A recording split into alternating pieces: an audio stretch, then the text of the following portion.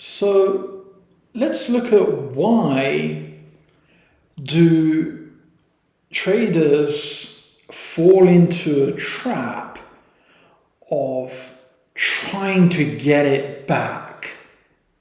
So when they're taking losses, there tends to be this biological reaction to fight back and to try and get back what you've lost. And you'll see traders do this all the time, especially if they're going through something like a losing streak. They will be compelled to fight back, to fight the markets, to try to get back the money that they've lost. And then what ends up happening is that they end up compounding the problem, and they end up taking more and more losses that just degrade their account to a point where they can't trade anymore. And that's a huge, big problem. You see, it's wired into us from our genetic predisposition to behave in that way. Think about that in everyday life. If someone hurts you, that could be in a professional content or context, or someone takes something away from you. What is the immediate reaction? What is the immediate thought that is running through a person's mind? It's to get back. Yeah? But when it comes to trading, this is going to act as an absolute barrier for your success. Losses have to be embraced, and as long as you are going to trade, you are never going to escape losses. They are going to happen. But the key thing at that moment is, are you managing those losses effectively? Meaning that you're getting yourself out of positions that aren't working for you and safeguarding your capital for a better investment. Okay? So that's really what it comes down to. And you've got to take that approach and attitude where you're thinking about it in the appropriate way. Losses aren't bad, it's just the way that people think about them creates such a huge problem. For example, the appropriate way to think about it is that, look,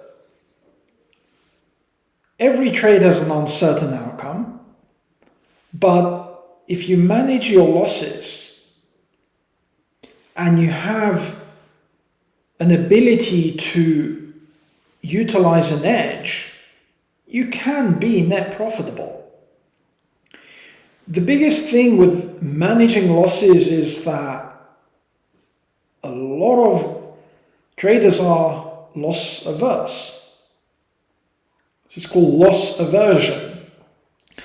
They want to avoid taking a loss, and they will do everything in their power to try and avoid taking that loss. So in the real life scenario, let's say they're in a trade, and that trade is going against them. Let's say they're long a particular asset or instrument, and the price instead starts going down. So they're losing money. And they don't want to crystallize the loss. They don't want to accept their wrong, take the loss, and move on to the next trade. Instead, what they do is they sit there, they may modify their initial stop loss, and they're much happier being in an open, floating loss rather than to crystallize the loss. And then what ends up happening is a couple of days or maybe weeks go by and they've blown the account. That's how it happens. Conversely, when they are taking profits, they're afraid that every retracement is going to cause them to lose their profits. So they take small profits. So there's actually a funny trading axiom for this, and it's called shitting like an elephant and eating like a bird. Okay? So it gives you an idea of the problems there. You see, the problems are that if traders are taking very small profits and their losses are disproportionately larger, they're going to find it very, very difficult to get ahead and to make money, or to make the kind of money where they can say, you know something, they're successful and they're doing that. So it's a psychological bias, and it creates a lot of problems. So this clawback bias of chasing the market after you've had some losses is a huge big problem. And so what can you do to kind of get out of that? Well, first thing, again, you have to accept that it's an issue and learn to embrace that you are going to have losses and not try to fight them. When the losses happen, they happen. And the way that I see it is that it's just money that you're paying the market as a cost of doing business. Yeah? Think about if you had a manufacturing business or something like that, and you're buying goods, that's your expense. That's your cost of doing business. It's not a loss, it's a cost of doing business. And the clients or the customers who then come and buy your product will generate revenue for the business. Same thing with trading. Losses are simply a cost of doing business.